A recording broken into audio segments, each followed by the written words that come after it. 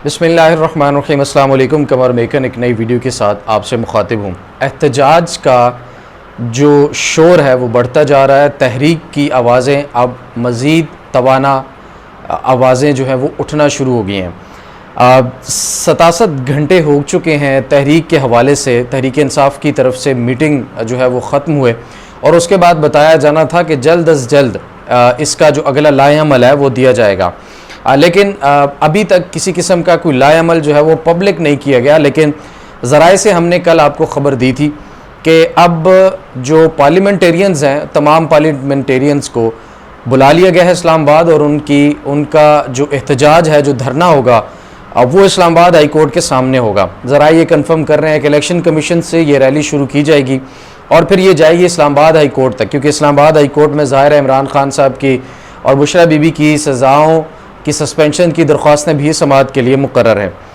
इसके अलावा अब ये जो बात की जा रही है कि अलीमा खानम बाज़ाब्ता तौर पर पार्टी संभाल चुकी हैं, इस किस्म की ख़बरों में कोई सदाकत नहीं है। अभी तक किसी किस्म की ऐसी किसी ख़बर की भी कोई वेरिफिकेशन नहीं हो रही है। हालांकि इस पर काफ़ी बातें ज़रूर हो रही हैं। हाँ, तहरीक के अंदर उनका अहम रोल ज़रूर हो सकता है और ज़ाहिर है इमरान खान की बहनें हैं, तो इमरान खान की बहनें होने के नाते वो जितना अपना किरदार अदा कर सकती हैं वो उनका किरदार ज़रूर होगा। ये बहरहाल ज़रूर नज़र आ रहा है। लेकिन जिस तरह से सियासत में आना, बाकायदा तौर पर पार्टी पॉलिटिक्स करना, तमाम नेशनल लेवल पे आकर चीज़ों को डिस्कस करना पार्टी के हवाले से, तो ऐसी किसी किस्म की जो इंटरफेरेंस है वो ना पहले उन्होंने कभी किया और ना ही वो आइंदा इस किस्म के कोई उनके इरादे इस वक्त तक लगते हैं। ज़रा कंफर्म करते हैं कि तहरीक के हवाले से ज़ाहिर है कि वो उनके ख़ानदान से हैं, वो उनकी फैमिली है, तो फैमिली होने के नाते वो अपना किरदार ज़रूर अदा करेंगी, जो कि बाकी मौजूदा क़यादत जिसमें अभी तक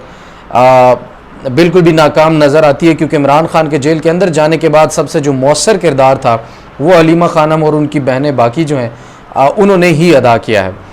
अब ये सज़ा की जो सस्पेंशन है, इसके ऊपर मैं ज़रा शॉर्टली आपके सामने कुछ तफसीलात रख दूँ। सज़ा सस्पेंड होने के कवी इम्कानात मौजूद हैं। अब यहाँ पर ना एक चीज़ का तासुर दिया जा रहा है कि इमरान खान जेल से बाहर आएंगे तो कोई डील हो चुकी है, या फिर अडेला जेल के अंदर जिन मुलाकातों का जिक्र किया गया था उन मुलाकातों के अंदर कोई लेन देन या कोई मामलात जो हैं वो आगे चल पड़े और बिल्कुल हल होने वाले हैं। लेकिन मैं आपको एक बात बताऊं, इमरान खान को जितना मैंने अडेला जेल के अंदर कवर किया या जितने अरसे पिछले 3 साल के अंदर बड़ा करीब से उनको कवर करने का मौका मिला, उस दौरान वो शख्स जो है अपने नज़रिए, अपने पॉइंट ऑफ व्यू से एक लम्हा 1% भी पीछे हटता हुआ कभी हमें नज़र नहीं आया। वो अपने मकसद के बारे में बिल्कुल क्लियर होते हैं और इमरान खान के लिए जितना अवामी सपोर्ट ज़रूरी है उतना ही उनका बयानिया अवाम के अंदर कितनी मकबूलियत रखता है यह भी ज़रूरी है। इमरान खान इस वक्त जेल के अंदर है रूल ऑफ लॉ के लिए। रूल ऑफ लॉ मुल्क में कायम नहीं है। उनका नारा है कि रूल ऑफ लॉ कायम होना चाहिए, अदालतें आज़ाद होनी चाहिए और मैंडेट का एहतराम होना चाहिए। अब इन चीज़ों के ऊपर अगर इमरान खान आपको लगता है कि किसी तरह से भी कंप्रोमाइज़ करके बाहर आएगा, मुझे कम से कम नहीं लगता कि किसी एक भी चीज़ के ऊपर कंप्रोमाइज़ करके इमरान खान जेल से बाहर आएगा। इससे अच्छा है कि वो यही समझेंगे कि मैं जेल के अंदर ही ठीक हूँ, क्योंकि सिस्टम ने उनको बहुत बार ये ऑफर्स करवाई हैं कि आप बाहर आ जाएं, 4-6 महीने आप खामोश रहें, उसके बाद फिर आप अपनी सियासत आहिस्ता आहिस्ता जो है वो करते रहें और इस सिस्टम को चलने दें तो आप जेल से बाहर आ सकते हैं। उन्होंने कहा कि ये सिस्टम नहीं चल सकता। फिर उन्हें पैगाम दिया गया कि सिस्टम तो हम आपको चला के दिखाएंगे, चाहे आप जेल के अंदर होंगे या जेल के बाहर। फिर इमरान खान ने कहा था कि ठीक है, अगर आप इस तरह से सिस्टम चला सकते हैं तो आप सिस्टम को चलाकर देख लीजिए, मैं जेल के अंदर ही ठीक हूं। अब इसके ऊपर इमरान खान बखूबी जानते हैं कि भाई उनका सिस्टम नहीं चल रहा और ना ही सिस्टम ये आगे इस तरह से चल पाएगा। इमरान खान को निकालना क्यों ज़रूरी है, क्यों ज़रूरी हो जाएगा कुछ ही अरसे के अंदर, ये भी पिछली वीडियोज़ के अंदर मैं तफसीलन बता चुका हूँ। लेकिन इमरान खान को ये पता है अच्छी तरह से कि जिस दिन मैंने अपना बयानिया कमज़ोर कर लिया, किसी बात के ऊपर खामोशी इख्तियार कर लिया, किसी भी अपने नुक्ते के ऊपर कॉम्प्रोमाइज़ कर लिया, उस दिन मैं जहाँ तक जानता हूँ इमरान खान के फॉलोअर्स को वो इमरान खान से भी सवाल करेंगे और पहले भी कर चुके हैं कि ये जो नारे आप लगाया करते थे उनके ऊपर अब आप खामोश क्यों हैं। तो इन चीज़ों को मद्देनज़र रखते हुए और इमरान खान की शख्सियत को मद्देनज़र रखते हुए मैं 100% यकीन के साथ कह सकता हूँ कि इमरान खान अपने जो मुतालबात हैं, अपने जो नुकात हैं, उनके ऊपर किसी भी तरह से कभी भी कंप्रोमाइज़ करते हुए नज़र नहीं आएंगे और ना ही वो कंप्रोमाइज़ करके जेल से बाहर आने को फ़ौक़ियत देंगे। कुछ लोग तहरीक इंसाफ के अंदर ये ज़रूर समझ रहे हैं कि इमरान खान को मफाहमत से बाहर नहीं आना चाहिए, बहुत बड़ी तहरीक चले, लोग निकलें और सिस्टम को रौंद कर इमरान खान बाहर आ जाए। लेकिन मैं आपको ये भी बड़े बावसूख इंफॉर्मेशन की बुनियाद पर कह रहा हूँ कि मामला सिर्फ एक चीज़ के ऊपर अटका हुआ है और वो ये है कि इमरान खान जेल से बाहर आएंगे कैसे, वो किस तरह फातिहाना अंदाज में आएंगे, खामोशी के साथ आएंगे। कुछ चीज़ें हैं जो उनसे मनवाने की कोशिश की जा रही है जिस पर अभी तक इमरान खान रजामंद नहीं है। अब अदालतों से जो आज़ादी की इमरान खान ने बात की है वो बड़ी सिंपल सी है, इसके ऊपर कुछ लोग डील का तासुर दे रहे हैं। अगर अदालतों के अंदर इस्टेब्लिशमेंट या इदारे अपनी मुदाखलत बंद कर दें तो ये एक अच्छा इकदाम होगा।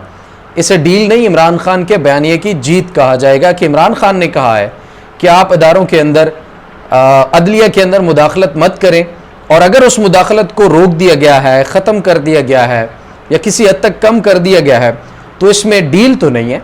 ये तो एक सही बड़ी दुरुस्त बात है जिस पर एक शख्स जो ये कह रहा है कि ये होना चाहिए उसके बयानिए की जीत है अगर वैसा हो रहा है। अब दूसरी तरफ फिर एहतसाब का मामला भी है, क्योंकि पिछले 3 साल के अंदर जो चीज़ें हुई हैं पाकिस्तान में वो कुछ छोटी चीज़ें नहीं हैं। लोगों की जानें गई, लोगों की इज्जतें पामाल हुई, ख़वातीन को उठाया गया, उसके साथ साथ पर्चे बने, लोगों के कारोबार बर्बाद हुए, बच्चों की शहादतें हो गई, लोग जेलों पर थे, माएँ दुनिया से चली गई, बाप फौत हो गए, लोग जेलों के अंदर थे, वो जनाजों के अंदर भी शमूलियत नहीं कर सके।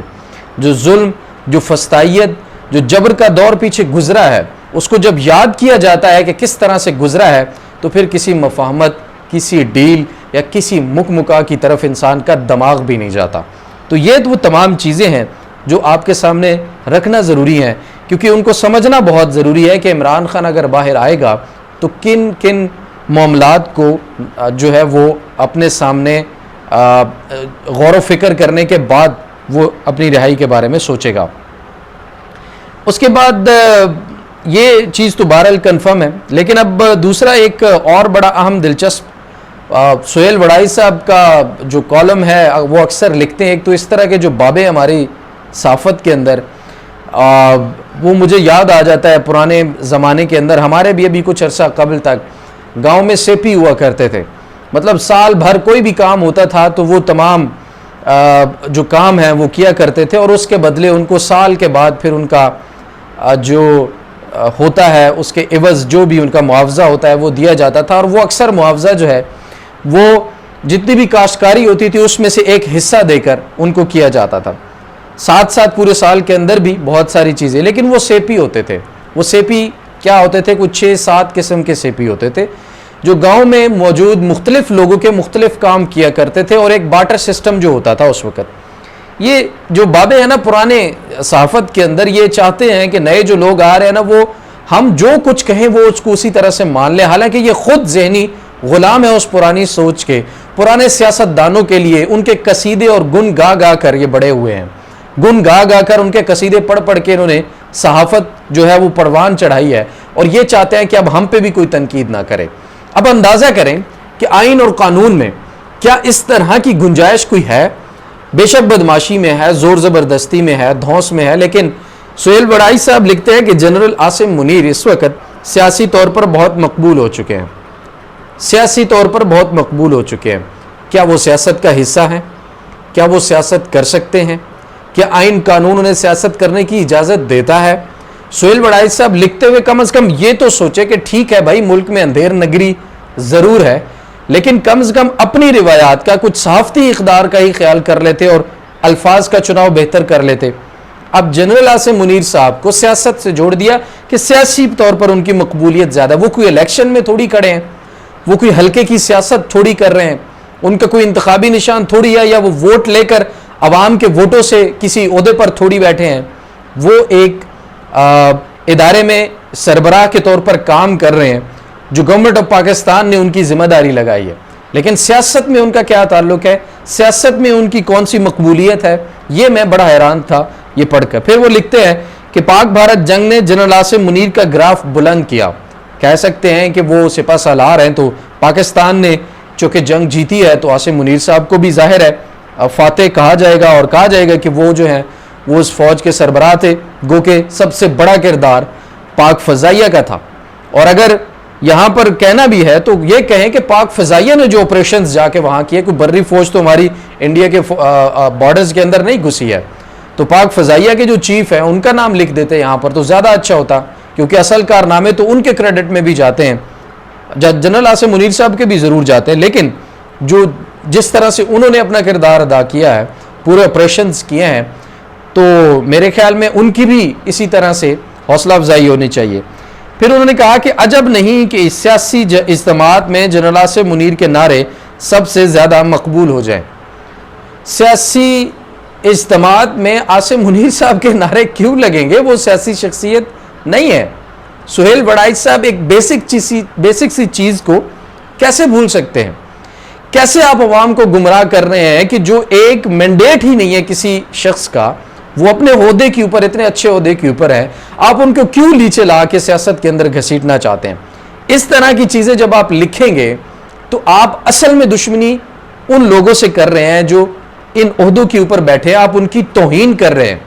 ये उन ओहदों की तौहीन है जिस तरह के अल्फाज आपने लिखे हैं। तो ये मैं बड़ा बहरहाल हैरान कुन था। वीडियो के इख्तिताम पे हबीब अकरम साहब के ट्वीट का जिक्र मैं ज़रूर करूँगा। हबीब अकरम साहब ने आज ट्वीट किया था, उन्होंने लिखा है कि जयशंकर जो भारतीय वज़ीर ख़ारजा हैं, उन्होंने इंटरनेशनल लेवल के ऊपर बात करते हुए एक इंटरव्यू के अंदर कहा कि हमने पाकिस्तानी अथॉरिटीज़ को पहले से बता दिया था कि हम हमला करेंगे, लेकिन हम मिलिट्री इंस्टॉलेशंस के ऊपर हमला नहीं करेंगे, हम मिलिटेंट कैंप्स के ऊपर हमला करेंगे जिन्हें वो दहशतगर्द कहते हैं। और वो कहते हैं कि हम उनके ऊपर हमला करेंगे तो आपने बीच में नहीं आना। लेकिन पाकिस्तान फौज ने बीच में आकर जो हम पर उल्टा हमले किए हैं, ये गलत किया है। एक तो पहली बात, जयशंकर साहब मेरे ख्याल में इंतहाई अकल से आरी इंसान है कि इंटरनेशनल बॉर्डर आप वॉलेट कर रहे हैं। पाकिस्तान इंडिया की कॉलोनी नहीं है कि आप यहाँ पर जो मर्जी आके करें और आपका सिर्फ बताना काफ़ी हो जाएगा और हम चुप करके बैठ जाएंगे। खैर, ये मैं पहले भी बयान कर चुका हूँ। उन्होंने तो खैर कहना तक कह दिया, लेकिन उनका जो इंकशाफ है ना, वो बड़ा अहम है। पाकिस्तान को इस पर जो है वो पूरी की पूरी इसको एक्सप्लेन करना चाहिए कि भाई उन्होंने किससे रब्ता किया था। वजारत ख़ारजा से किया, वजारत दाखिला से किया, PM ऑफिस कॉल की, जो मिलिट्री अताशी होते हैं, या हम ये कह सकते हैं कि जो बॉर्डर के ऊपर लेने, वहाँ पर किसने बात की है? आखिर पाकिस्तान को ये एक्सप्लेन करना चाहिए कि जयशंकर का ये जो दावा है कि हमने पाकिस्तानी अथॉरिटीज़ को बता दिया था कि हम हमला करने वाले हैं, हम आपको नहीं मारेंगे, हम मिलिटेंट कैंप्स को मारेंगे। पहली बात तो यह है कि वो मार नहीं सकते थे, उसका जवाब उनको मिल गया। लेकिन पाकिस्तान इस मामले के ऊपर खामोश क्यों है? इसकी एक्सप्लेनेशन देनी चाहिए कि जयशंकर ने क्या आया, कोई मैसेज भिजवाया था इंडिया ने, नहीं भिजवाया था, किसको भिजवाया था और उसकी क्या वजूहात थी, और ये चीज़ पब्लिक से छुपा कर क्यों रखी गई। और अभी तक पाकिस्तान इसको डिनाई करने से डर रहा है, या डर तो मैं नहीं कहूँगा, लेकिन खामोश है इसके ऊपर। तो मेरे ख्याल में पाकिस्तानी हुकूमत को इसकी भी वजाहत जो है वो ज़रूर देनी चाहिए। तो ये नाज़रीन अभी तक की मालूमात थी। आइंदा हफ्ता आने वाला बहुत अहम तरीन होने वाला है। सुप्रीम कोर्ट के अंदर भी बहुत हैपनिंग्स होने वाली हैं, अहम तरीन केसेस की समातें हैं। उसकी तफसीलात कल सुबह की व्लॉग में आपसे ज़रूर शेयर करूँगा। मखसूस नशिस्तों के ऊपर केस जो है वो समात के लिए मुकर्रर है, उस पर भी इस हफ्ते आपको अपडेट करेंगे। और उसके साथ साथ आइंदा हफ्ते तहरीक और एहतजाजी तहरीक जो तहरीक इंसाफ से शुरू की जा रही है, उसकी तमाम तर तफसीलात भी मज़ीद आपके सामने ज़रूर रखेंगे। ताहम 67 आवर्स हो चुके हैं उस मीटिंग को पेशावर के अंदर जो हुई थी, उसके बाद अभी तक फ़ाइनल लाए अमल तहरीक इंसाफ की तरफ से अभी तक जो है वो नहीं आया है। अब लोग सवाल कर रहे हैं कि वो क्यों नहीं आ रहा। खैर, ये एक अलग मामला हो सकता है, आज शाम तक या कल तक वो भी आ जाए। उस पर भी जो अपडेट्स होंगी वो भी आपके सामने रखेंगे। अपना और अपने प्यारों का बहुत सारा ख्याल रखिए। अल्लाह निगहबान।